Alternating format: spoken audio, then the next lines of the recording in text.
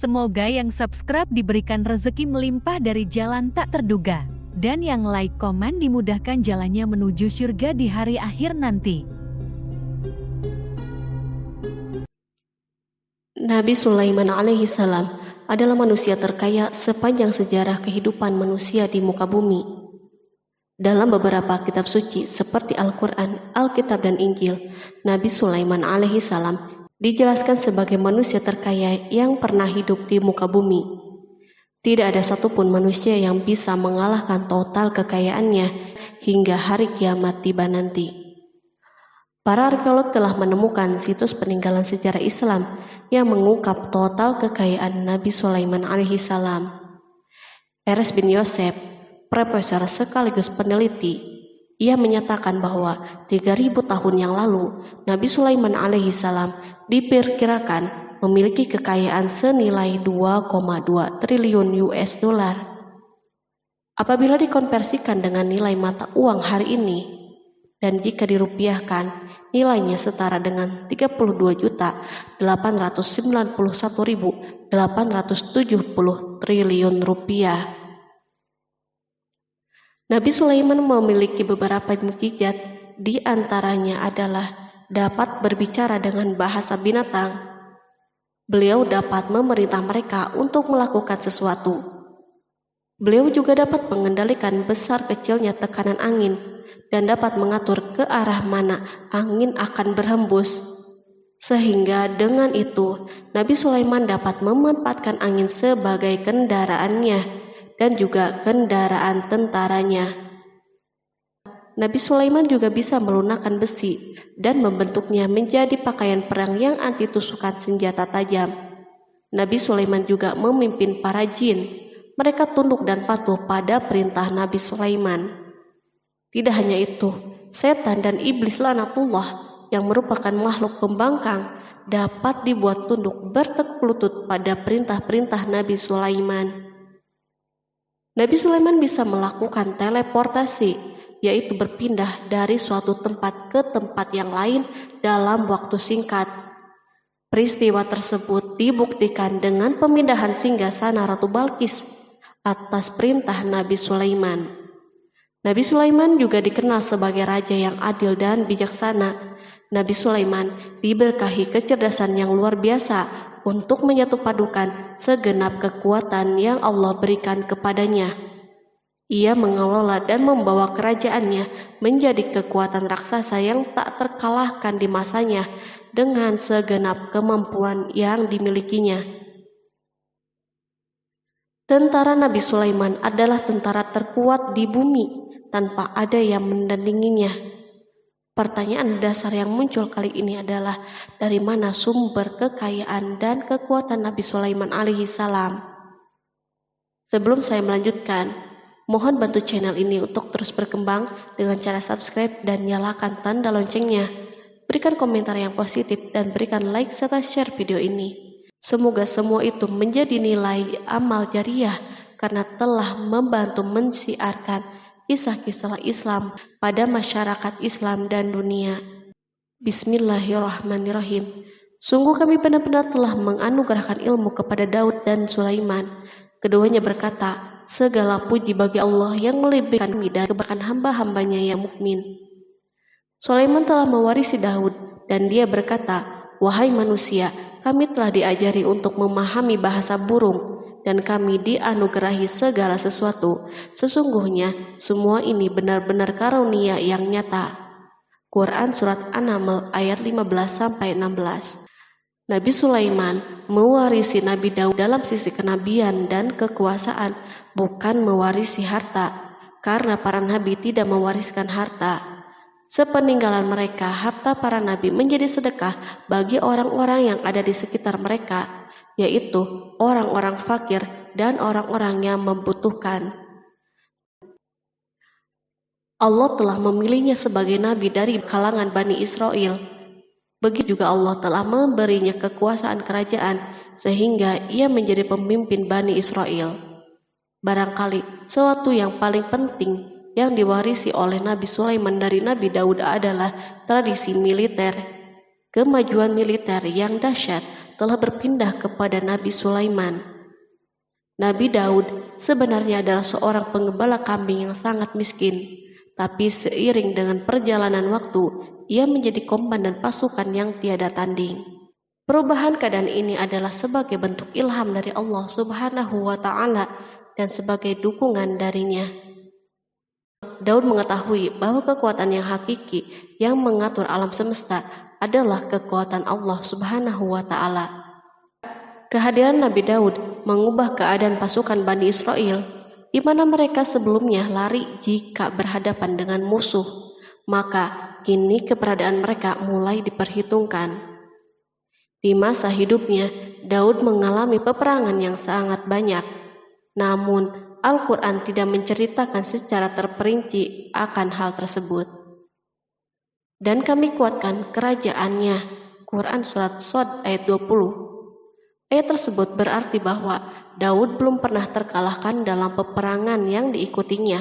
Di samping dukungan yang Allah Subhanahu wa Ta'ala berikan kepada Daud, juga pasukannya dan rakyatnya, di mana mereka adalah orang-orang yang bertauhid dan menyerahkan diri kepada Allah Subhanahu wa Ta'ala. Allah Subhanahu wa Ta'ala mengungkapkan kepada Daud hal-hal yang menjadikan pasukannya memiliki keistimewaan yang dengannya mereka dapat mengalahkan pasukan-pasukan yang lain yang ada di bumi saat itu. Allah Subhanahu wa Ta'ala berfirman, dan kami telah melunakkan besi untuknya. Quran Surat Saba ayat 10. Sebenarnya baju besi yang dibuat untuk orang-orang yang hendak berperang cukup mengganggu gerakan mereka. Kita bisa membayangkan ketika ada dua orang yang berperang, yang satunya dapat bergerak dengan bebas, sementara yang lain tidak leluasa bergerak. Namun dengan kekuasaan Allah, Nabi Daud dapat melunakkan besi dan dapat membuat darinya baju besi yang ringan. Ini adalah kemajuan penting yang Allah berikan kepada Daud dan tentaranya. Kemajuan ini kini dimiliki oleh Nabi Sulaiman. Demikianlah Sulaiman memiliki pasukan yang dahsyat yang melebihi pasukan manapun di bumi saat itu. Bahkan Allah Subhanahu wa Ta'ala menambah karunia-Nya kepada Nabi Sulaiman. Dan Sulaiman telah mewarisi Daud dan dia berkata, "Hai manusia, kami telah diberi pengertian tentang suara burung dan kami diberi segala sesuatu. Sesungguhnya ini benar-benar suatu karunia yang nyata." Quran Surat An-Naml ayat 16. Pada suatu hari, Nabi Sulaiman menengadahkan tangannya dan berdoa kepada Allah Subhanahu wa Ta'ala.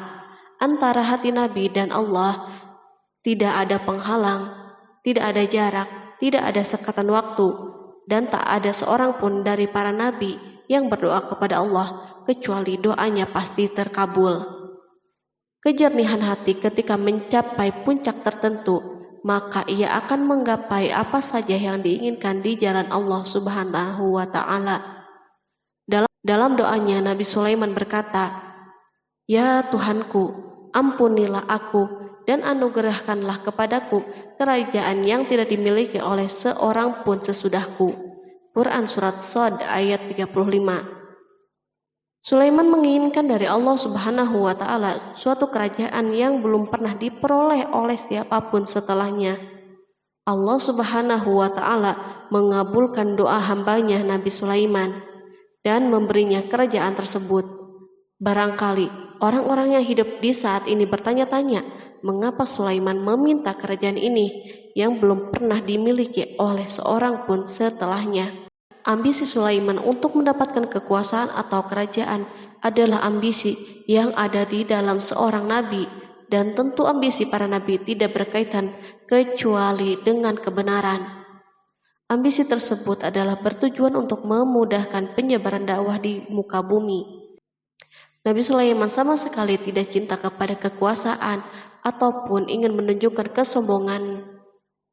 Namun beliau ingin mendapatkan kekuasaan untuk memerangi kelaliman yang menyebar di muka bumi. Perhatikanlah kata-kata Nabi Sulaiman kepada Balqis ketika beliau berdialog dengannya. Dan ketika Balqis datang, ditanyakanlah kepadanya, "Serupa inikah singgasanamu?" Dia menjawab, "Seakan-akan singgasana ini singgasanaku, kami telah diberi pengetahuan sebelumnya dan kami adalah orang-orang yang berserah diri.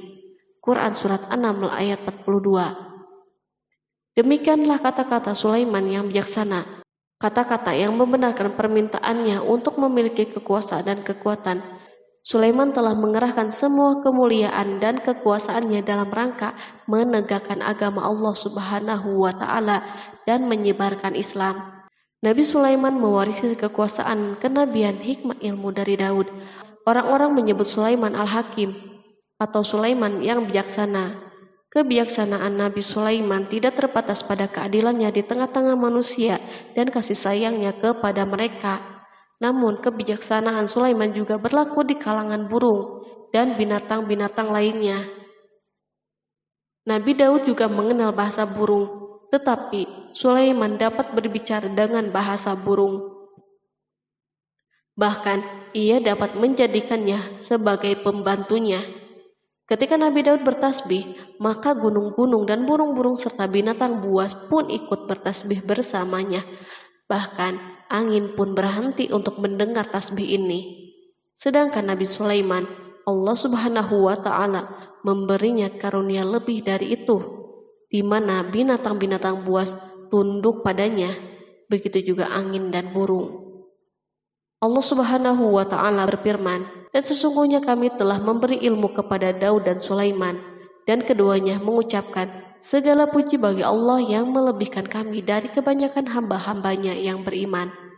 Dan dia berkata, hai manusia, kami telah diberi pengertian tentang suara burung, dan kami diberi segala sesuatu. Sesungguhnya semua ini benar-benar karunia yang nyata. Quran Surat An-Naml ayat 15-16. Nabi Sulaiman mampu mendengar bisikan semut yang berbicara dengan sesama mereka. Bahkan ia mampu memerintahkan semut tersebut sehingga semut itu taat kepada perintahnya. Pasukan Nabi Sulaiman memiliki kekuatan yang sangat dahsyat di dunia. Belum pernah ada di dunia suatu pasukan yang memiliki kekuatan seperti ini. Kekuatan Nabi Sulaiman berasal dari beberapa kombinasi yang sangat mengagumkan, sehingga karenanya ia tidak dapat tertandingi. Kekuatan itu terdiri dari manusia, jin, dan burung. Kita mengetahui bahwa jin adalah makhluk Allah Subhanahu wa Ta'ala dan manusia tidak mampu untuk melihatnya atau menghadirkannya atau meminta pertolongannya. Sedangkan Sulaiman telah diberi Allah Subhanahu wa Ta'ala kemampuan untuk menundukkan jin. Bahkan ia mampu menjadikan mereka sebagai pekerja-pekerja kasar di kerajaannya saat itu, saat tidak ada peperangan. Ketika ada pasukan lain yang mencoba melawan pasukan ini, maka mustahil mereka akan merasakan kemenangan. Bahkan pasukan Sulaiman juga diperkuat oleh pasukan burung. Burung di pasukan Sulaiman memerankan tugas yang sangat penting, yaitu sebagai badan intelijen. Kita mengetahui bahwa peranan informasi saat peperangan sangatlah penting. Dari informasi tersebut, pasukan dapat mengetahui keadaan musuhnya. Demikianlah peranan burung pada pasukan Sulaiman. Ia terbang di tengah-tengah musuh, kemudian ia kembali kepada Sulaiman untuk menyampaikan berita tentang keadaan musuhnya. Di samping jin dan burung, Allah Subhanahu wa Ta'ala juga menundukkan angin untuk Sulaiman. Nabi Sulaiman dapat memerintahkan angin dan ia mampu menaiki angin bersama tentaranya. Pasukan Sulaiman juga terdiri dari pasukan udara pada saat di mana tak seorang pun memimpikan untuk terbang di udara. Barangkali mukjizat ini yang Allah Subhanahu wa Ta'ala berikan kepada Sulaiman menjadi sebab kejayaan militernya sehingga pasukannya tidak tertandingi. Allah Subhanahu wa Ta'ala berfirman, dan dihimpunkan kepada Sulaiman tentaranya dari jin, manusia, dan burung, lalu mereka diatur dengan tertib dalam barisan. Quran Surat An-Naml ayat 17. Kemudian kami tundukkan kepada angin yang berhembus dengan baik menurut kemana saja yang dikehendakinya.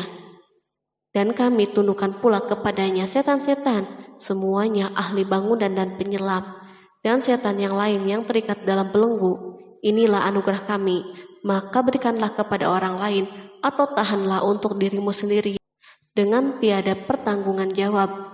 dan sesungguhnya dia mempunyai kedudukan yang dekat pada sisi kami dan tempat kembali yang baik.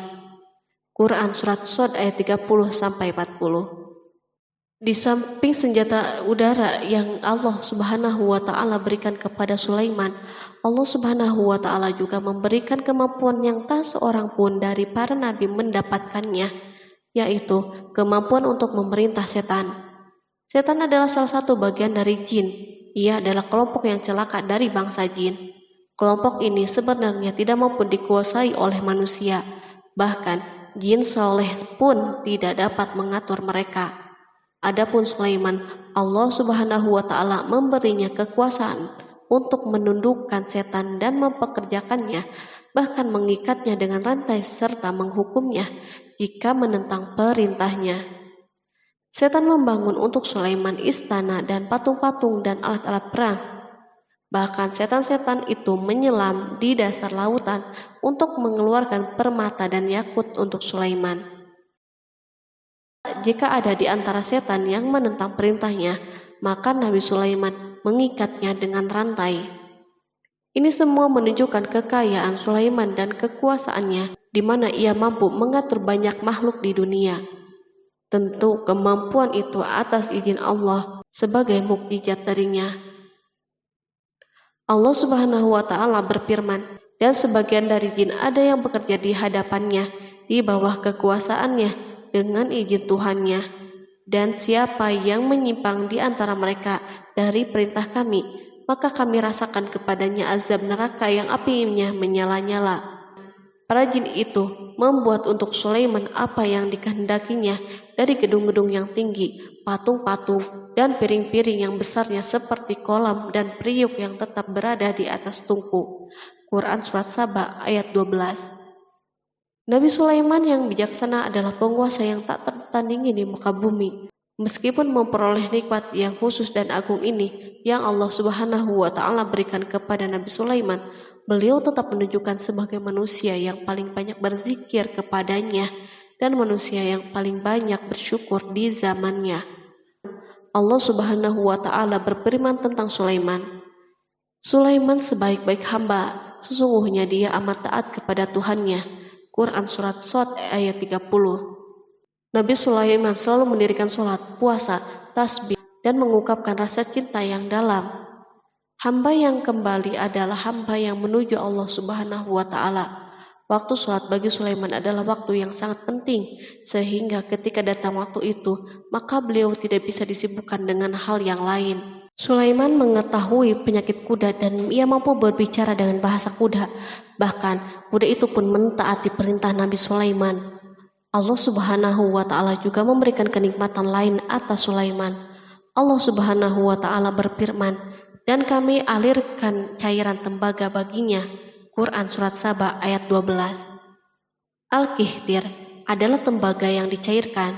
Sebagaimana Allah Subhanahu wa Ta'ala memberikan nikmat atas ayahnya Daud di mana ia mampu melunakkan besi, dan Allah Subhanahu wa Ta'ala mengajarinya bagaimana cara mencairkannya, maka Sulaiman pun memanfaatkan tembaga yang cair untuk peperangan dan di saat perdamaian.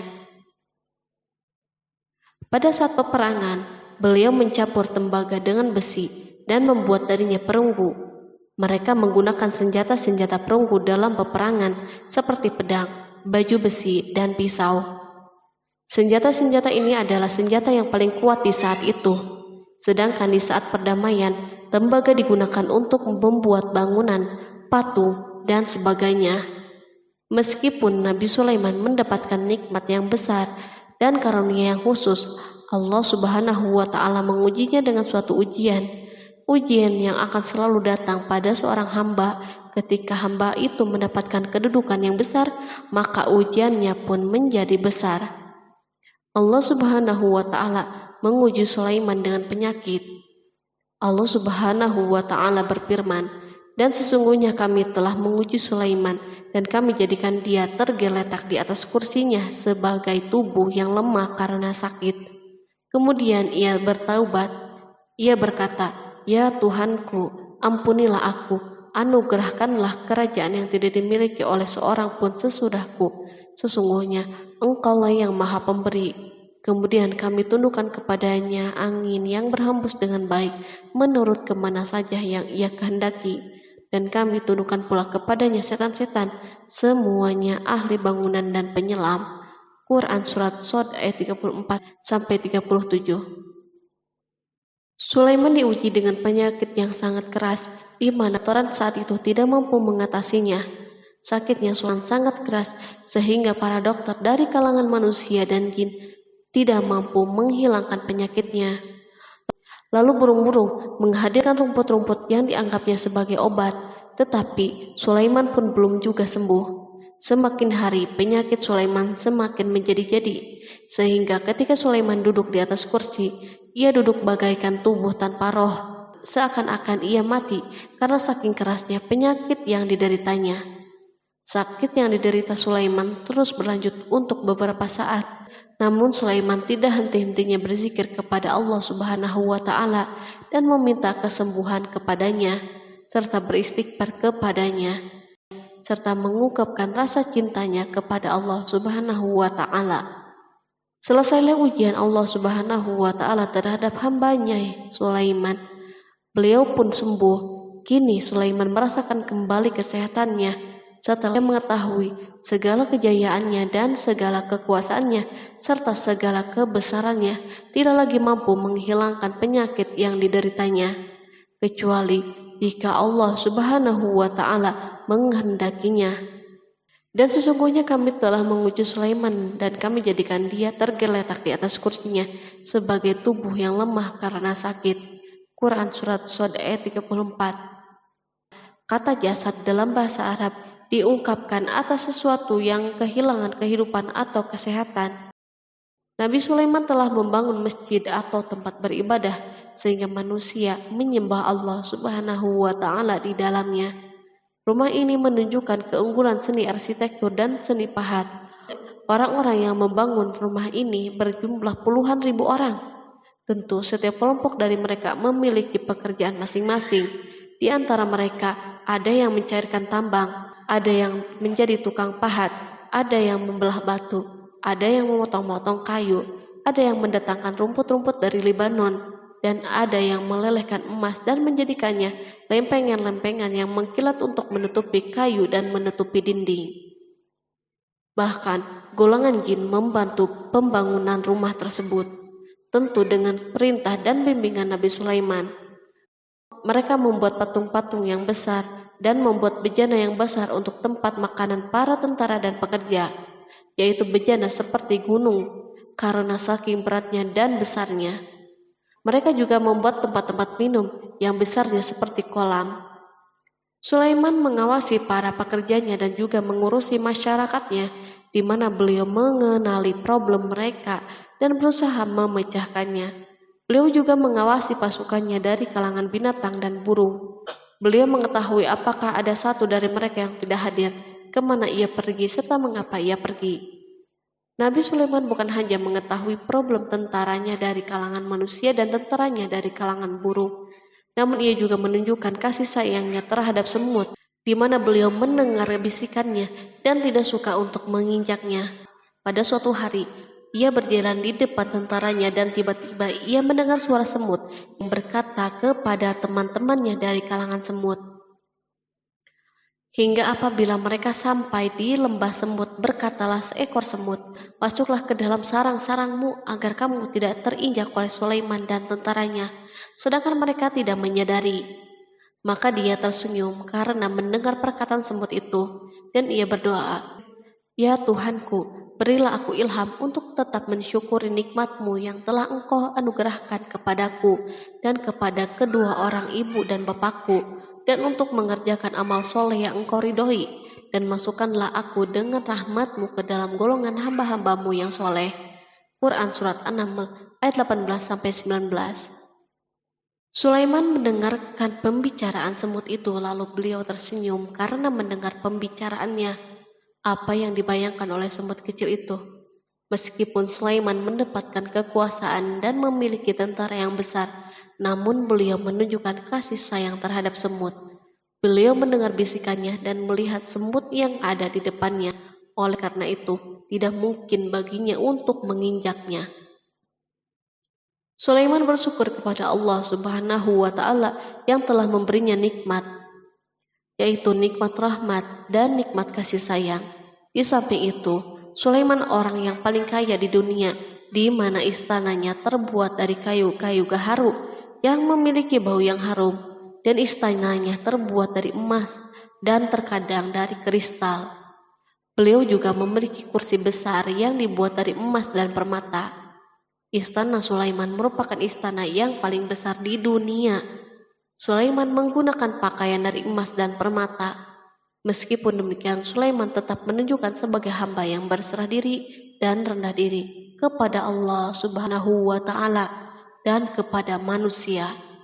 Nabi Sulaiman yang merendahkan dirinya di hadapan Allah, dan ia selalu sujud kepada Allah sebagaimana ayahnya yang selalu bertasbih kepada Allah.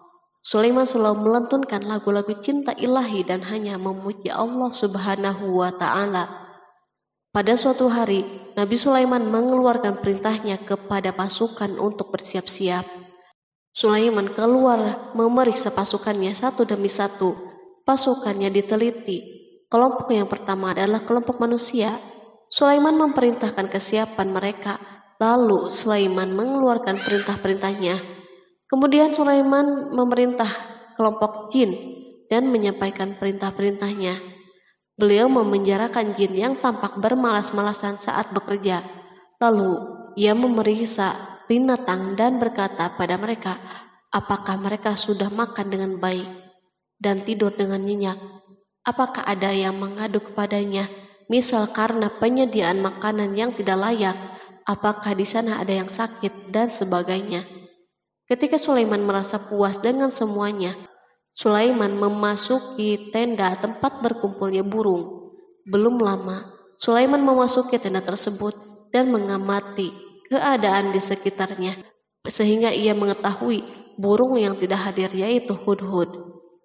Dan dia memeriksa burung-burung lalu berkata, mengapa aku lihat hudhud? Quran Surat An-Naml ayat 20.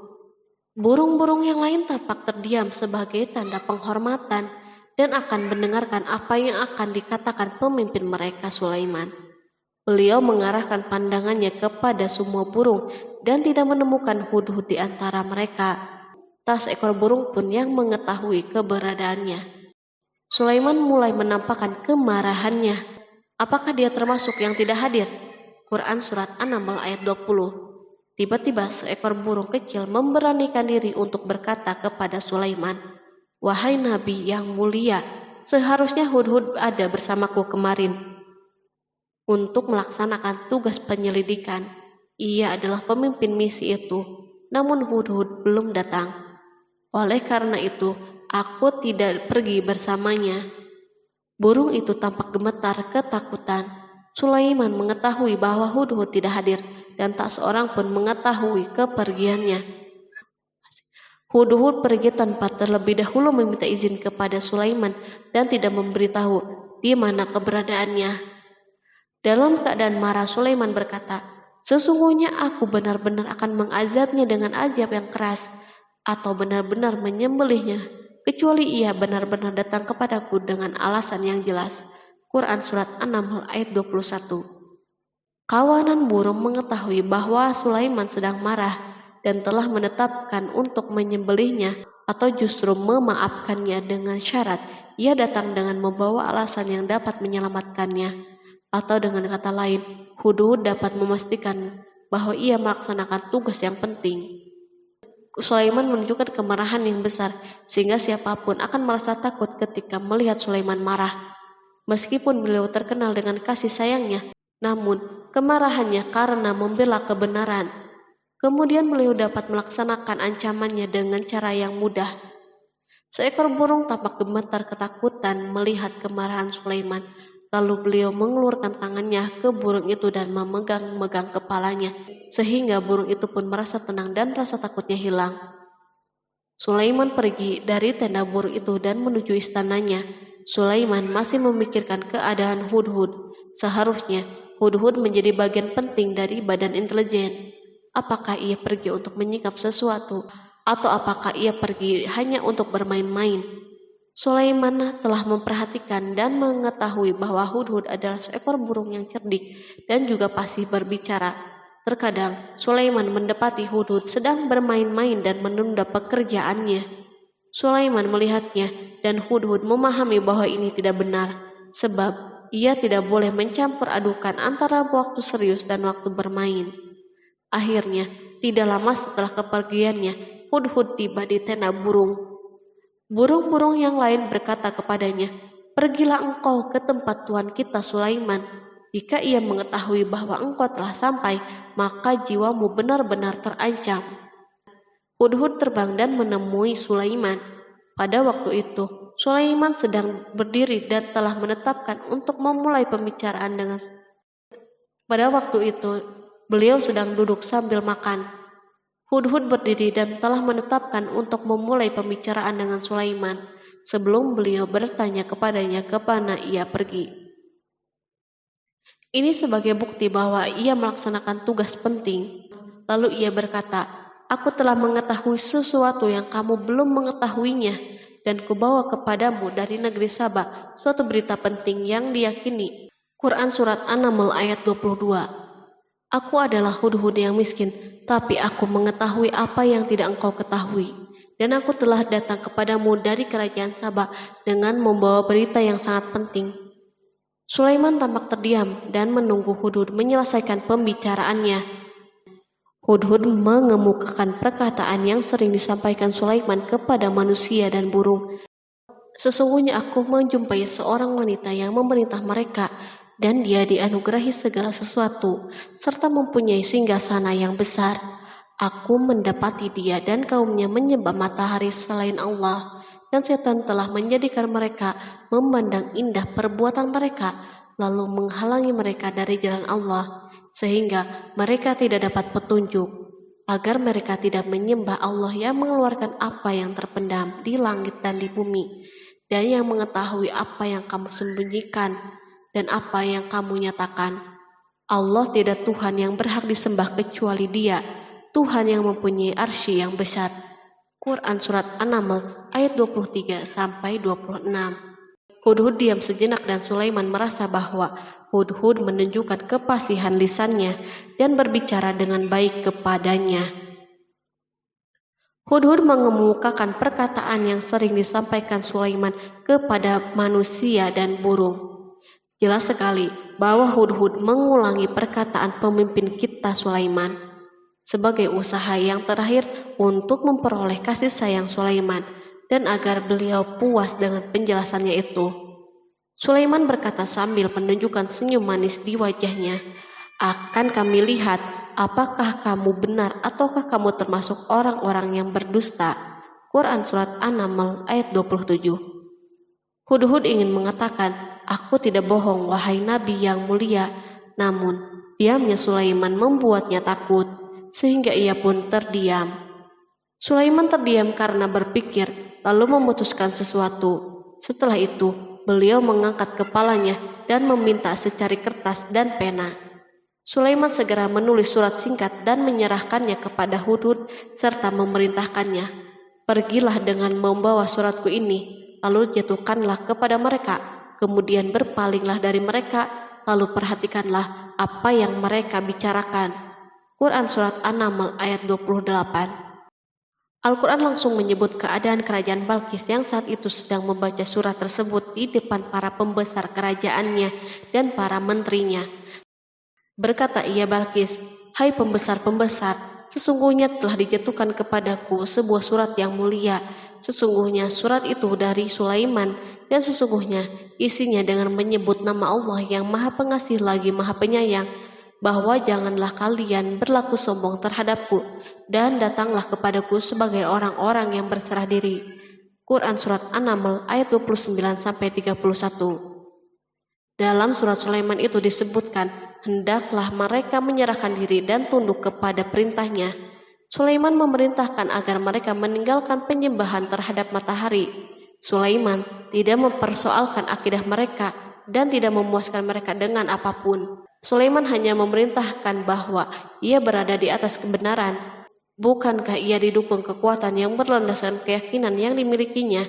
Sulaiman hanya memerintahkan mereka agar tunduk dan patuh kepadanya.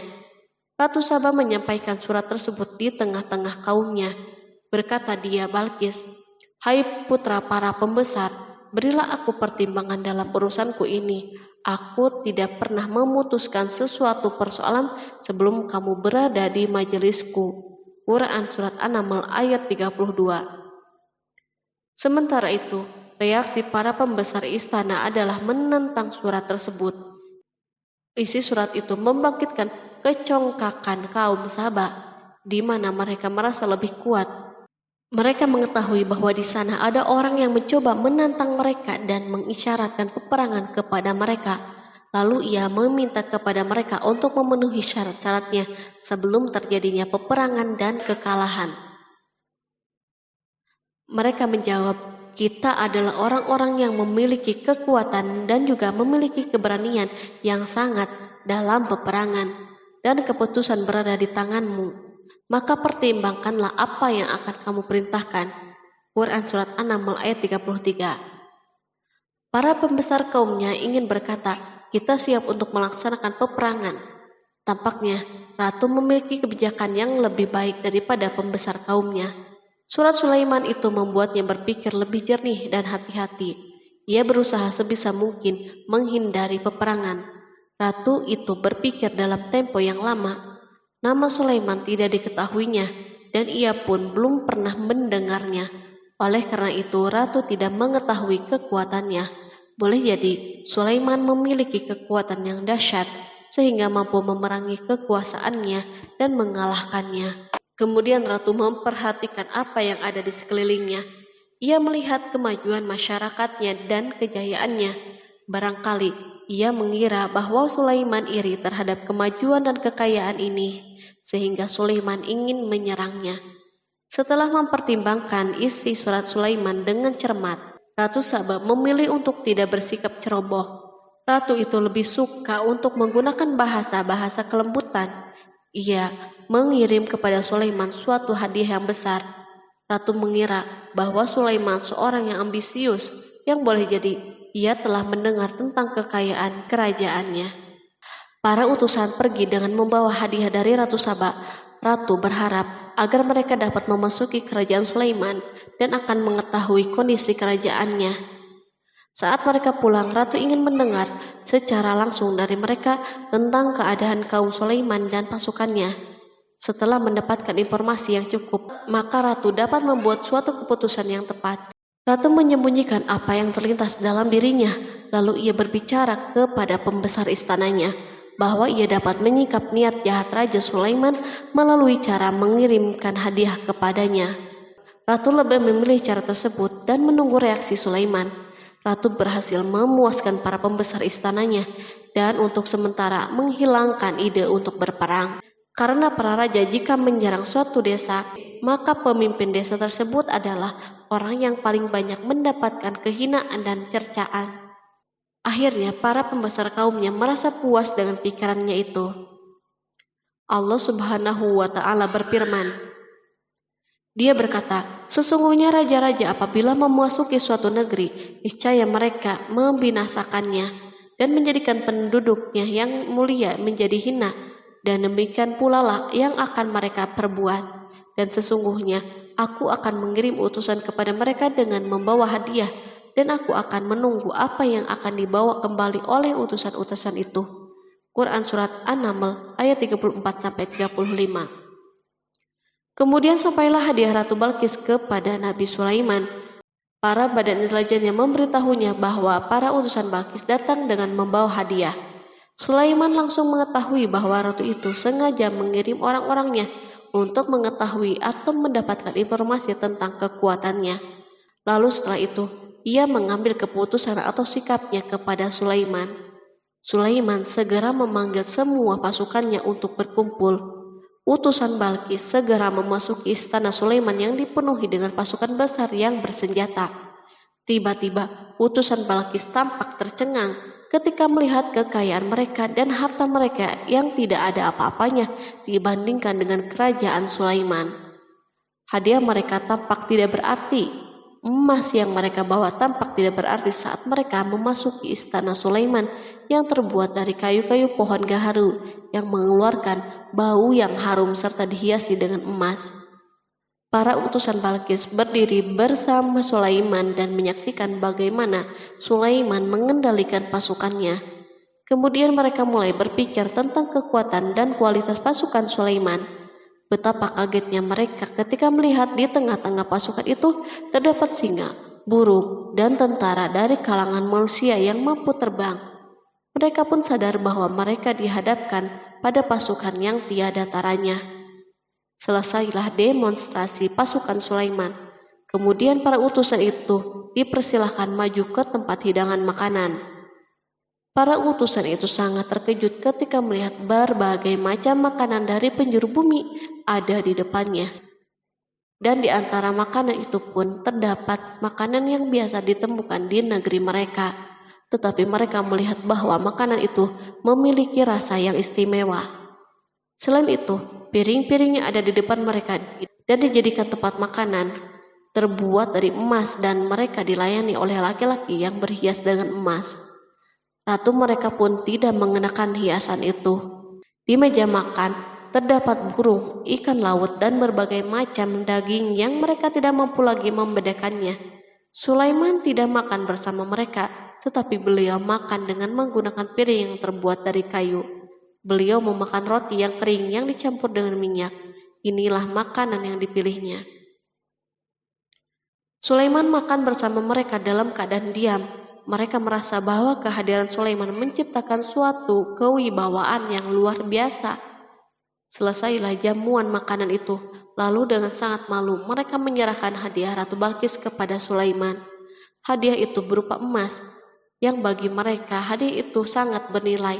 Tetapi di sini hadiah ini tampak kecil di hadapan kekayaan yang sangat mengagumkan. Sulaiman memperhatikan hadiah ratu itu dan berkata, maka tatkala utusan itu sampai kepada Sulaiman, Sulaiman berkata, apakah patut kamu menolong aku dengan harta? Maka apa yang diberikan Allah kepadaku lebih baik daripada apa yang diberikannya kepadamu. Tetapi kamu merasa bangga dengan hadiahmu. Quran Surat An-Naml ayat 36. Raja Sulaiman menyingkap dengan kata-katanya yang singkat itu penolakannya terhadap hadiah mereka. Ia memberitahu utusan itu bahwa ia tidak menerima hadiah tersebut. Ia tidak merasa puas dengan hadiah itu. Yang membuatnya puas hanya, janganlah kalian berlaku sombong terhadapku dan datanglah kepadaku sebagai orang-orang yang berserah diri. Lalu Sulaiman kembali berkata dengan pelan, kembalilah kepada mereka. Sesungguhnya kami akan mendatangi mereka dengan bala tentara yang mereka tidak kuasa melawannya. Dan pasti kami akan mengusir mereka dari negeri itu Saba dengan terhina dan mereka menjadi tawanan-tawanan yang hina. Quran Surat An-Naml ayat 37. Sulaiman meninggalkan para utusan ratu itu setelah terlebih dahulu mengancam mereka. Para utusan itu mengharap agar Sulaiman mau menunggu kunjungan dari Ratu Balkis yang akan membawa misi perdamaian. Akhirnya sampailah para utusan Balkis ke negeri Saba. Mereka segera menuju istana ratu. Mereka memberitahu bahwa negeri mereka ada di ujung tanduk. Mereka menceritakan kepada ratu kekuatan Sulaiman dan tidak mungkin bagi mereka mampu melawannya. Mereka meyakinkan Balkis bahwa ia harus mengunjunginya dan melihat sendiri. Kemudian ratu menyiapkan dirinya untuk pergi menuju kerajaan Sulaiman. Sulaiman duduk di kursi kerajaan di tengah-tengah para pembesarnya dan para menterinya, serta para komandan pasukan.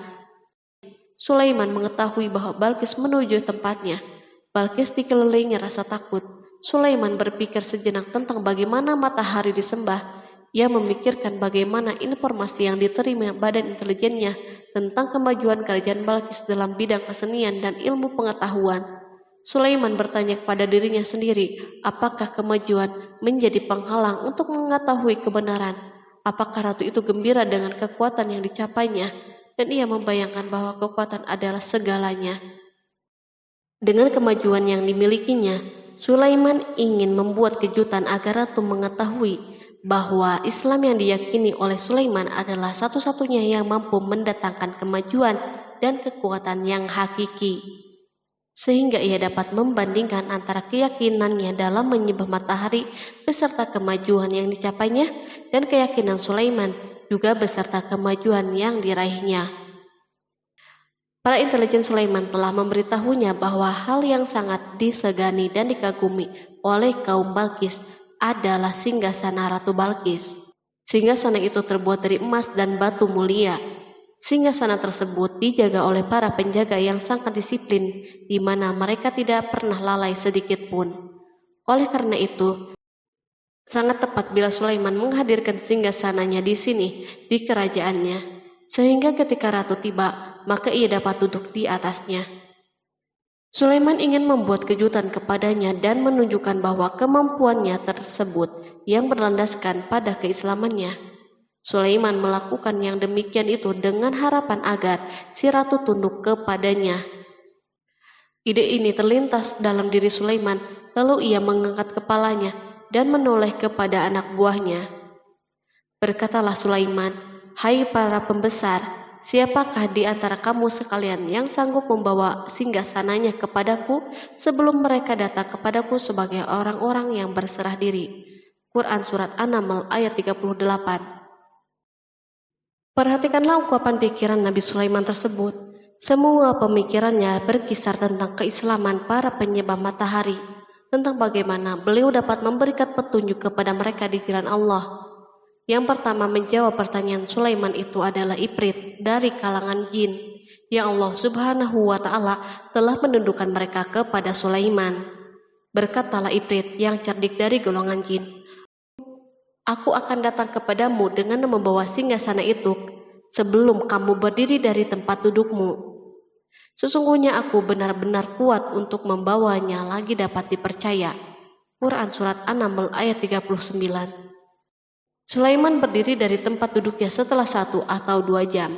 Namun jin itu berjanji kepadanya untuk menghadirkan singgasana Balkis sebelum itu. Istana Sulaiman berada di Palestina, sedangkan istana Balkis terletak di Yaman. Jarak antara singgasana tersebut dan singgasana Sulaiman lebih dari ribuan mil. Barangkali pesawat yang cepat sekalipun yang kita kenal hari ini tidak akan mampu membawa dan mendatangkan istana itu dalam waktu 1 jam. Tetapi masalahnya di sini berhubung dengan kekuatan jin yang misterius. Sulaiman tidak mengomentari sedikit pun terhadap apa yang dikatakan oleh Ifrit dari kalangan jin.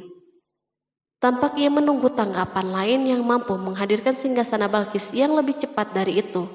Sulaiman menoleh kepada seorang yang di sana yang duduk di atas naungan. Berkatalah seseorang yang mempunyai ilmu dari Alkitab, "Aku akan membawa singgasana itu kepadamu sebelum matamu berkedip."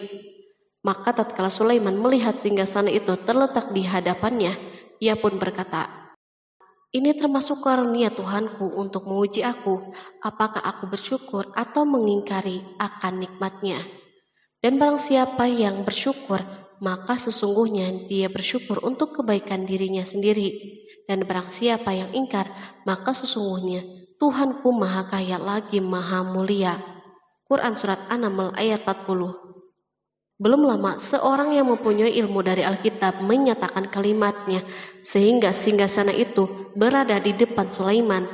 Ia mampu menghadirkan singgasana itu lebih cepat dari kedipan mata, ketika mata itu tertutup dan terbuka.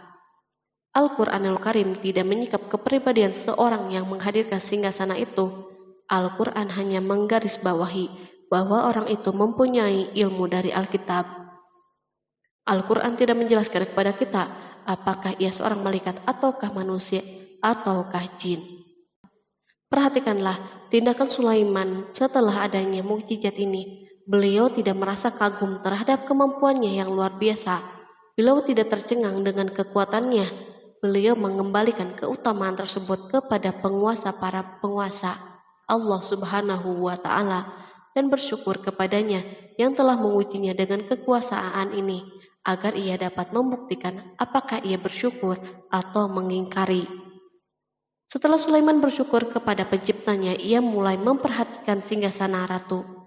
Merupakan simbol pembangunan dan kemajuan, tetapi tampaknya ia hanya sesuatu yang biasa saja dibandingkan dengan kekuasaan dan kebesaran ciptaan yang dibuat oleh manusia dan jin di kalangan istana Sulaiman. Sulaiman memikirkan dalam tempo yang lama singgasana Balkis. Kemudian beliau memerintahkan agar singgasana itu diperbaiki, sehingga saat Balkis datang, Sulaiman dapat mengujinya apakah Balkis dapat mengenalinya ataukah tidak. Dia berkata, "Ubahlah baginya singgasananya, maka kita akan melihat apakah dia mengenal ataukah termasuk orang-orang yang tidak mengenalnya." Quran Surat An-Naml ayat 41. Sulaiman memerintahkan agar dibangun istana yang akan digunakan untuk menyambut Balkis. Sulaiman memilih tempat di laut dan ia memerintahkan agar dibangun suatu istana di mana sebagian besar terdiri dari air laut.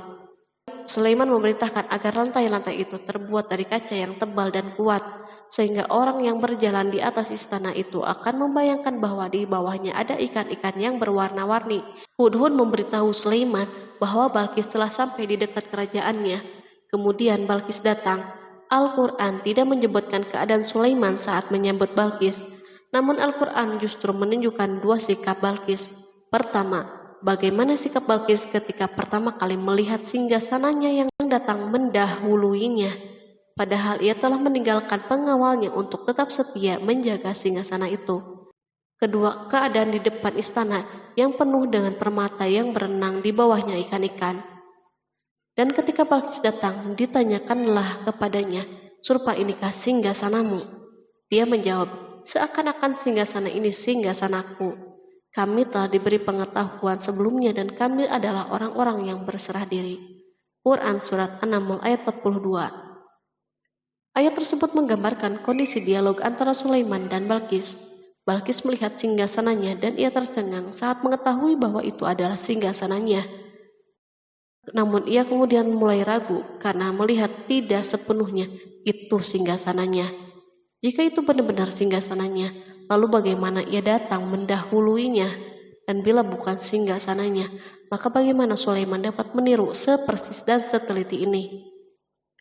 Sulaiman berkata saat melihat Balkis mengamati singgasananya, "Apakah ini singgasanamu?" Setelah mengalami kebingungan sesaat, Balkis menjawab, "Sepertinya benar." Sulaiman berkata, "Kami telah diberi ilmu sebelumnya dan kami sebagai orang-orang yang muslim."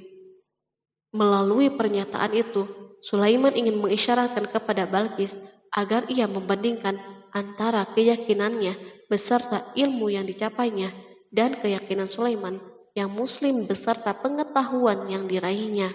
Penyembahan terhadap matahari dan pencapaian ilmu yang dicapai oleh Balkis tampak tidak ada apa-apanya dibandingkan dengan ilmu Sulaiman dan keislamannya. Sulaiman telah mendahulinya dalam bidang ilmu karena keislamannya. Karena itu sangat mudah baginya untuk mengungguli Balkis dalam ilmu-ilmu yang lain.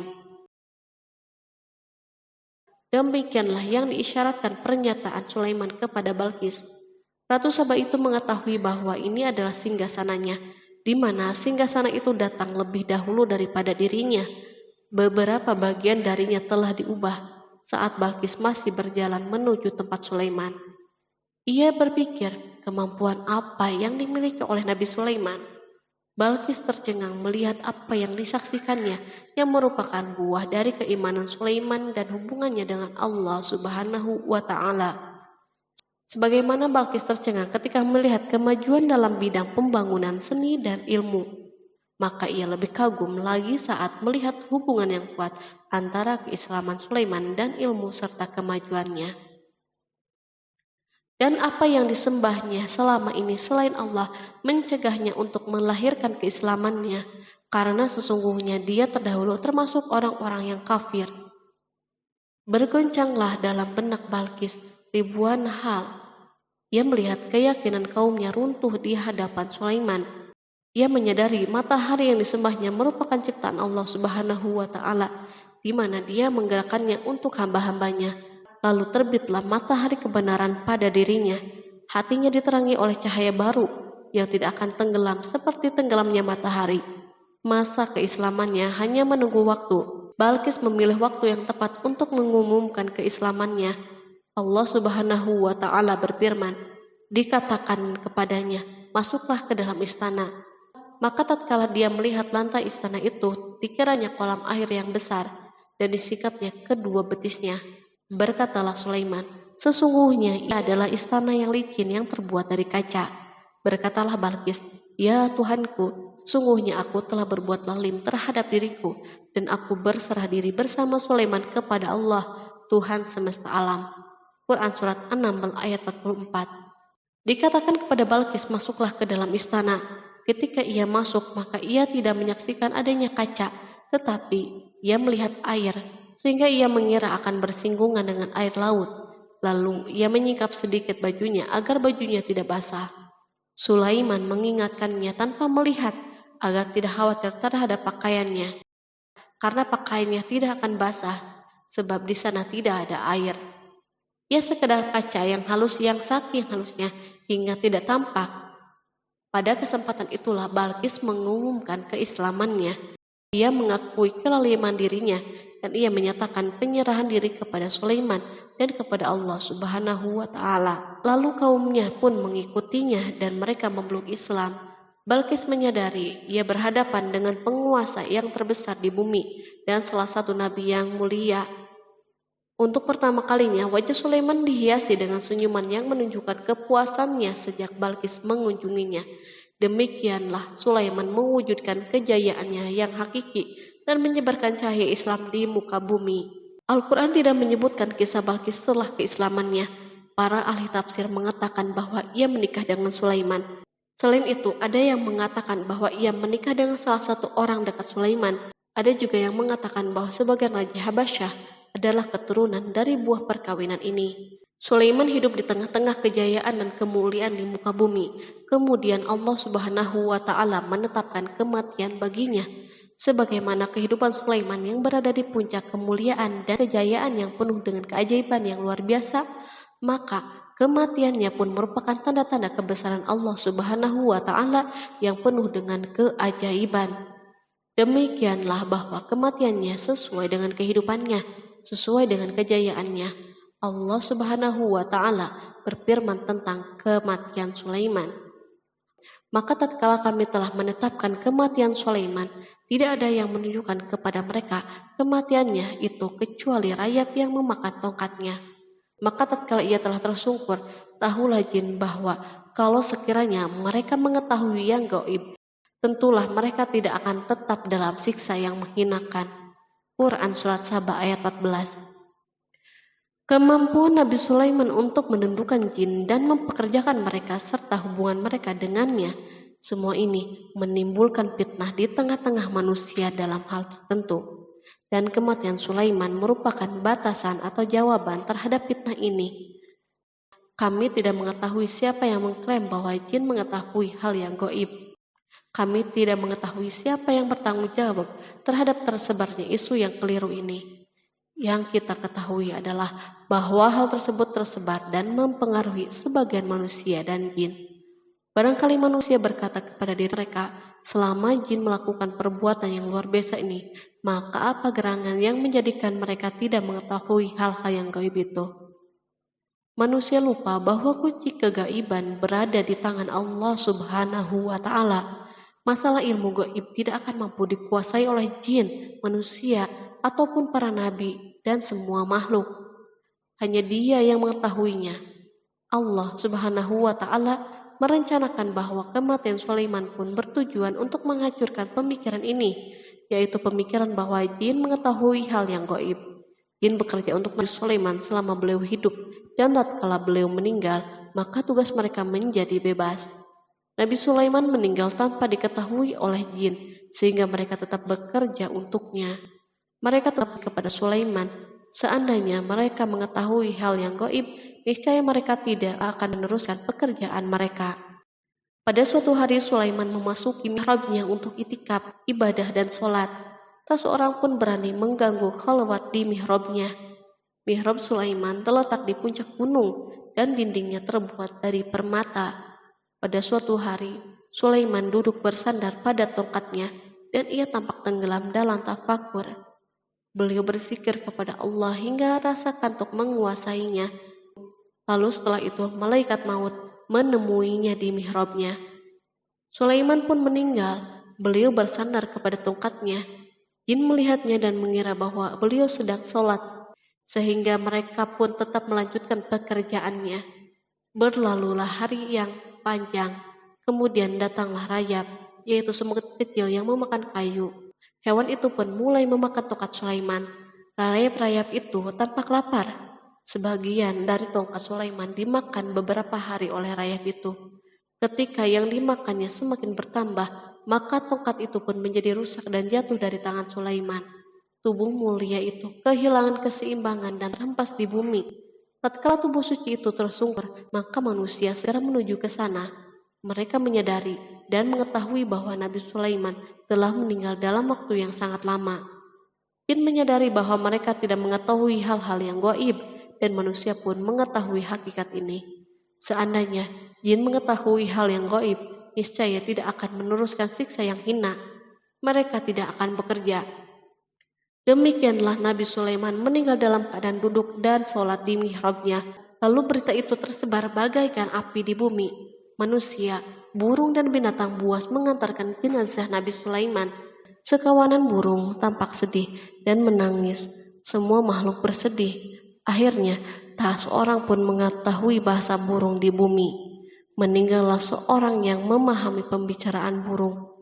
Burung-burung itu berkata, "Betapa beratnya kehidupan di tengah-tengah orang yang tidak mengetahui pembicaraan kita." Terdapat sejumlah versi perihal riwayat tentang kisah wafat Nabi Sulaiman alaihi salam.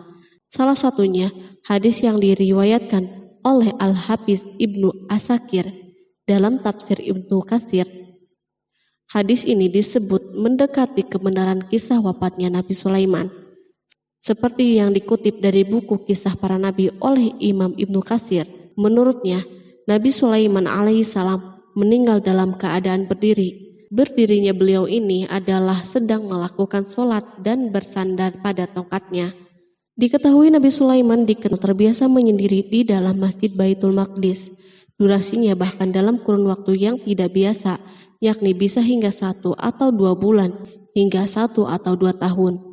Untuk sajian makanan dan minumannya selalu dibawakan oleh para setan yang masih tergabung dalam salah satu jenis jin. Hingga suatu ketika mereka membawakan makanan dan minuman seperti biasa, namun tidak mengetahui bahwa Nabi Sulaiman telah wafat. Pada hari wafatnya, Nabi Sulaiman mendatangi sebuah pohon yang tumbuh di Baitul Maqdis. Atas izin Allah, Nabi Sulaiman pun berbincang dengan pohon tersebut dan menanyakan nama serta fungsi dari dirinya. Pohon ini bernama Kharubah. Nabi Sulaiman pun bertanya padanya, "Apakah kegunaanmu?" Pohon Kharubah ini pun menjawab, "Aku tumbuh untuk meruntuhkan masjid ini."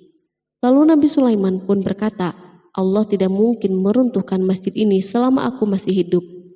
Itu artinya kamu tumbuh untuk mengabarkan kematianku." Lalu Nabi Sulaiman pun mencabut pohon tersebut dan menanamnya di dinding miliknya. Setelah itu, Nabi Sulaiman masuk ke dalam mihrab dan melakukan sholat dengan bersandar pada tongkatnya.